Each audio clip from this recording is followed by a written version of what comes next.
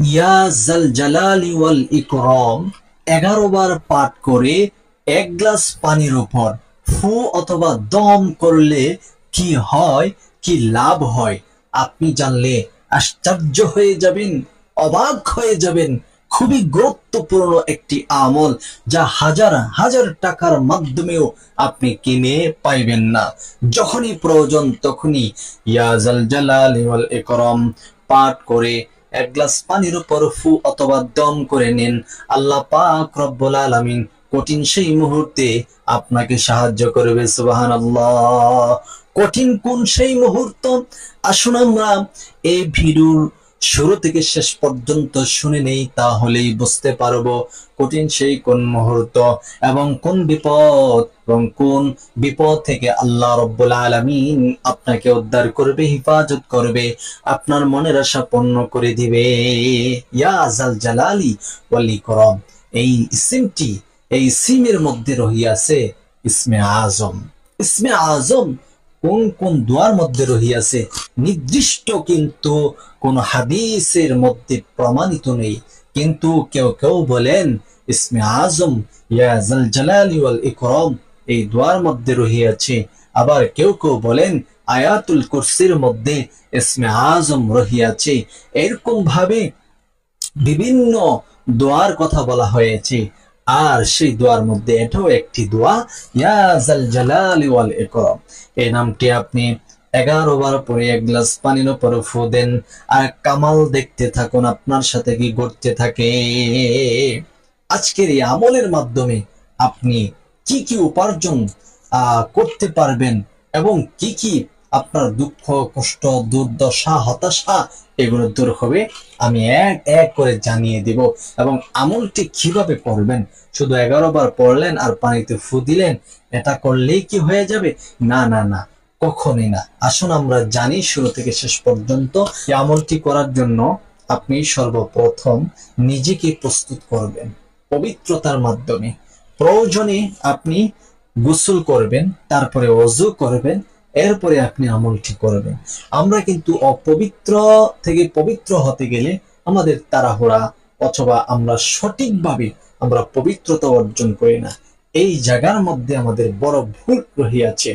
আমরা যখন গোসল করি অথবা ওযু করি, ওযুর যে ফরজ অঙ্গগুলো আছে, ওযুর যে ফরজ নিয়ম কানুনগুলো আছে, সেগুলো কিন্তু আমরা সঠিকভাবে পালন করি নাই বিদায় আমাদের অজু হচ্ছে না, পবিত্রতা হচ্ছে না। আমল করলে আমলও আল্লাহর দরবারে কবুল হচ্ছে না, দোয়া করলে দোয়াও তেমন ভাবে আল্লাহর দরবারে কি পৌঁছে না। এই জন্য আপনি ওযু করবেন, ওযুর শুরুতে আপনি এই দুইটা দোয়া পড়বেন। আপনার ওযু যেন শুদ্ধ হয়, আপনার ওযুর মধ্যে যেন মনোযোগী চলে আসে, অমনোযোগী যেন চলে যায়, বেখেয়াল এগুলো যেন আপনার ওযুর মধ্যে না আসে। এই জন্য আল্লাহ পাক রব্বুল আলামিনের দরবারে কাইয়ুমুন বাক্যে এই কথাগুলো বলে নিবেন। আউযু বিল্লাহি মিনাশ শাইতানির রাজিম। সকল প্রকার যাবতীয় শয়তান এবং শয়তানের ওয়াসওয়াসা থেকে আল্লাহ রাব্বুল আলামিনের কাছে আপনি পানা চাইছেন। এরপরে পড়বেন বিসমিল্লাহির রাহমানির রহিম। আল্লাহ তাআলা আপনার এই আমলের বিনিময়ে আপনার ওযুর কাজ সহজ করে দিবে। আল্লাহ সাহায্য করবেন এবং ওযুর প্রতিটা পানির ফোঁটার শেষ ফোঁটার সঙ্গে আপনার ওই অঙ্গের যাবতীয় গুনাহগুলা ধুয়ে মুছে পরিষ্কার করে দেবে ইনশাআল্লাহ, নিঃসন্দেহে নিঃসন্দেহে। এইরকম ভাবে ওযু করার পরে পবিত্র বিছানাতে বসার পূর্বেই একটি কাঁচের গ্লাস ভালোভাবে ধৌত করে নেবেন, যেন ওই গ্লাসটার মধ্যে কোনো ময়লা অথবা আবর্জনা না থাকে। ওই গ্লাসটাকে ভালোভাবে ধৌত করে এক গ্লাস খাবারের পানি আপনি ওই গ্লাসের মধ্যে ভর্তি করে আপনার সামনে রেখে সর্বপ্রথম 3 বার ইস্তেগফার পড়ে নেবেন। আস্তাগফিরুল্লাহাল্লাযী লা ইলাহা ইল্লা হুয়াল হাইয়ুল কাইয়্যুম وأتوب إليه لا حول ولا قوة إلا بالله العلي العظيم أستغفر الله الذي لا إله إلا هو الحي القيوم وأتوب إليه لا حول ولا قوة إلا بالله العلي العظيم أستغفر الله الذي لا إله إلا هو الحي القيوم وأتوب إليه لا حول ولا قوة إلا بالله العلي العظيم এইরকম ভাবে আপনি কি করবেন ইস্তেগফার করে নেবেন এই ইস্তেগফার যখন আপনি আদায় করবেন তখন নিজেকে এমন ভাবে প্রস্তুত করবেন এই ইস্তেগফারের মাধ্যমে যেন আল্লাহ আপনার জীবন যৌবনের তামাম জিন্দেগি জানা অজানা ইচ্ছায় অনিচ্ছায় শিরকি বাতিনি জাহিরি সকল প্রকার কাবিরা সগীরা শিরকি সব গুনাহ যেন আল্লাহ ক্ষমা করে দেয় এবং আপনি নিজেকে এমন ভাবে তৈরি করে নেবেন আপনার বালেগ হওয়ার পর থেকে আজ পর্যন্ত এই মুহূর্ত পর্যন্ত যত গুনাহ হয়েছে যত অন্যায় হয়েছে যত জুলুম হয়েছে সমস্ত গুনাহের প্রতি নিজেকে অনুতপ্ত করে নেবেন নিজেকে লজ্জিত করে নেবেন যে হেই কলব অথবা হেই অন্তর তোর কারণে আজকের এই গুনাহ আমি করেছি তোর কারণে তোকে মজা দিতে এই গুনাহ সাথে আমি জড়িত হয়েছি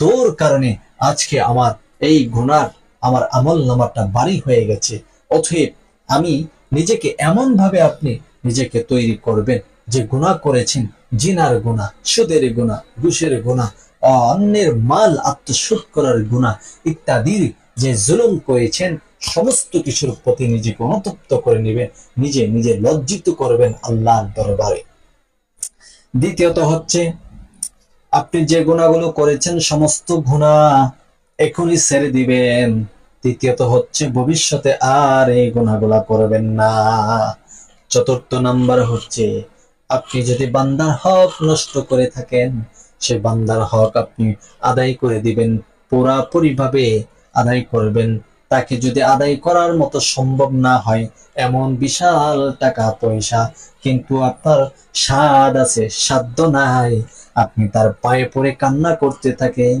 যদি সে আপনাকে ক্ষমা করে দেয় তাহলে আল্লাহও আপনাকে ক্ষমা করে দিবে যদি সে আপনাকে ক্ষমা না করে তাহলে আপনি যেভাবে হোক তার সেই সম্পদ সে তার হক গুলো আপনি পরিশোধ করতে হবে পঞ্চম নাম্বার বান্দার হক পরিশোধ করার পরে আল্লাহর কাছে ক্ষমা চাইবেন ওই ভুলের প্রতি ওই ভুল ত্রুটির প্রতি এরপরে আল্লাহ ইনশাআল্লাহ আপনাকে ক্ষমা করে দিবে এইরকম ভাবে নিজেকে সমস্ত গুনাহ থেকে আলাদা করে আল্লাহর হাবিব প্রিয় নবীজি সাল্লাল্লাহু আলাইহি সাল্লামের উপর দরুদ পড়ে নেবেন তিনবার কমপক্ষে তিনবার পড়বেন দুরুদে ইব্রাহিম পড়ার চেষ্টা করবেন আমি একবার পড়ে দিচ্ছি আল্লাহুম্মা সাল্লি আলা মুহাম্মাদ ওয়া আলা আলি মুহাম্মাদ কামা সাল্লাইতা আলা ইব্রাহিম ওয়া আলা আলি ইব্রাহিম ইন্নাকা হামিদুম মাজিদ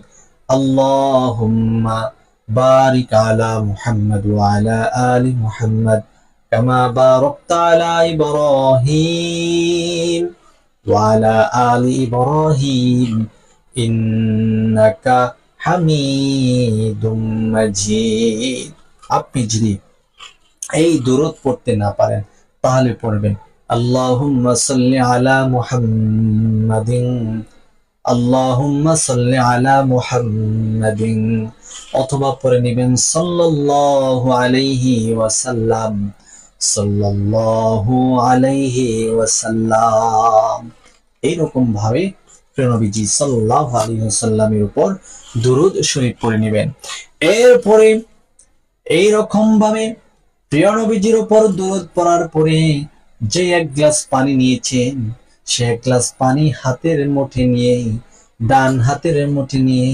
আপনি সর্বপ্রথম পড়বেন আউযু বিল্লাহি মিনাশ শাইতানির রাজিম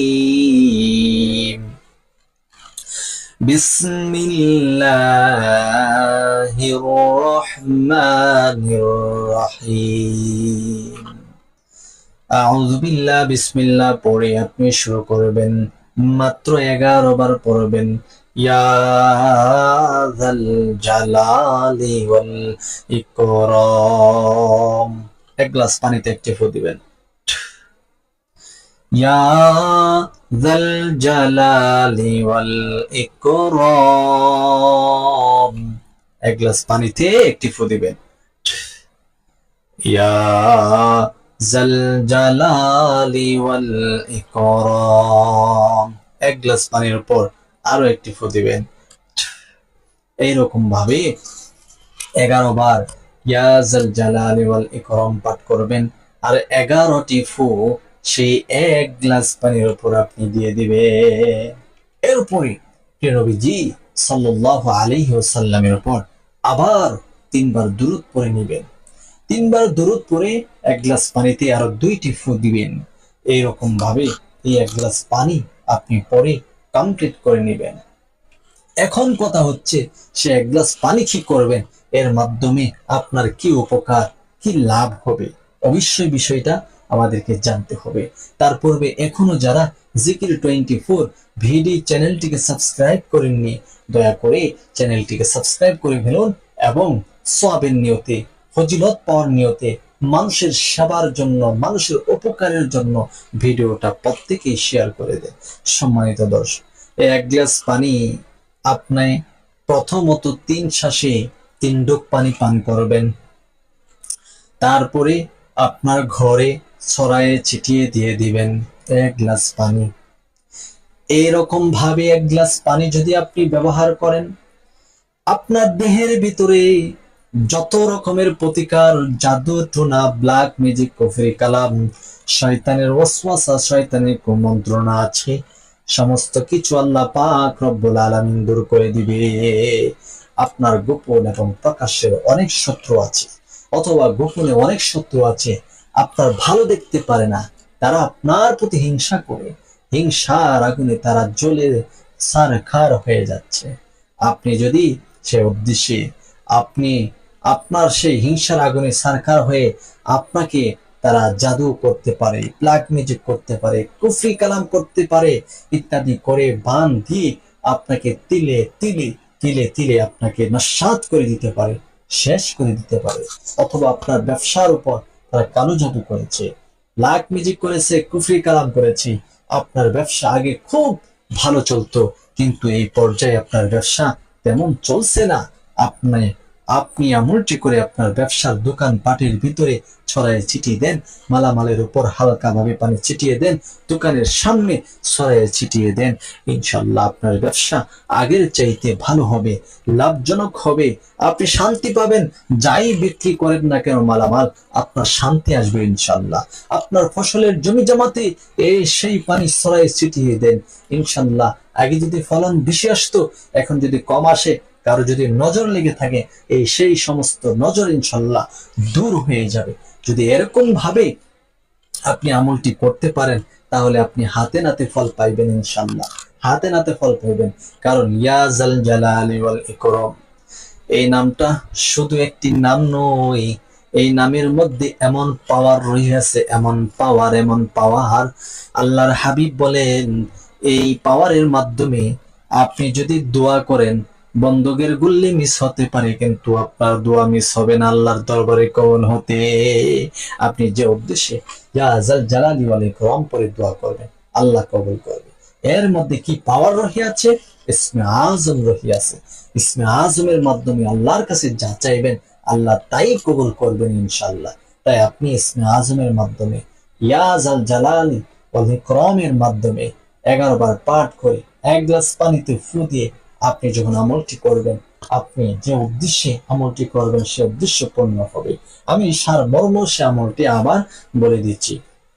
সর্বপ্রথম আপনি পবিত্রতা অর্জন করবেন, এক গ্লাস পানি নেবেন খাবারে, আর ওই খাবারের পানিতে পানিটা আপনার সামনে রেখে 3 বার ইস্তেগফার পড়ে নেবেন, তারপরে 3 বার দরুদ শরীফ পাঠ করে নেবেন, তারপরে আপনি ইয়া জাল জালালি ওয়াল ইকরাম 11 বার পড়বেন, 11টি ফু দিবেন। একবার পড়বেন একটি ফু, 2 বার পড়বেন দ্বিতীয় নাম্বার ফু, 3 বার পড়বেন তৃতীয় নাম্বার ফু। এমন যেন না হয় 11 বার পড়ছেন আর 11টা ফু দিয়েছেন, এইরকম যেন না হয়। একবার পরেই একটি ফু দিবেন, দ্বিতীয়বার পরে দ্বিতীয় নাম্বার ফু দিবেন, এরকম ভাবে 11 বার পরে 11টি ফু দিবেন। সর্বশেষ 3 বার দুরূদ শরীফ পরে 2টা ফু একসাথে 1 গ্লাস পানিতে দিবেন। এরপর সে 1 গ্লাস পানি আপনি সর্বপ্রথম নিজে 3 ডুব খাবেন। তারপর সেই পানি আপনার ঘরে, আপনার বাড়ির আঙ্গিনায়, আপনার জমি জামায়, আপনার ব্যবসার মালামালে, দোকানপাটের সামনে ইত্যাদি স্থানে আপনি ছড়ায় ছিটিয়ে দিবেন। ইনশাল্লাহ কোন শত্রু যদি জাদু করে থাকে, ব্ল্যাক ম্যাজিক করে থাকে, কুফরি কালাম করে থাকে, এইগুলো কালো জাদু করে থাকে, কোনো প্রতিকারই ইনশাল্লাহ কোনো কাজ করবে না। সমস্ত প্রতিকার জমিনের নিচে থাকুক, উপরে থাকুক, সব দুর্বল হয়ে যাবে, নিষ্ক্রিয় হয়ে যাবে। আপনাকে আল্লাহ সুস্থ রাখবেন, আপনার জমি জামায় ফসল আসবে, ব্যবসা বাণিজ্য লাভবান হবে ইনশাআল্লাহ।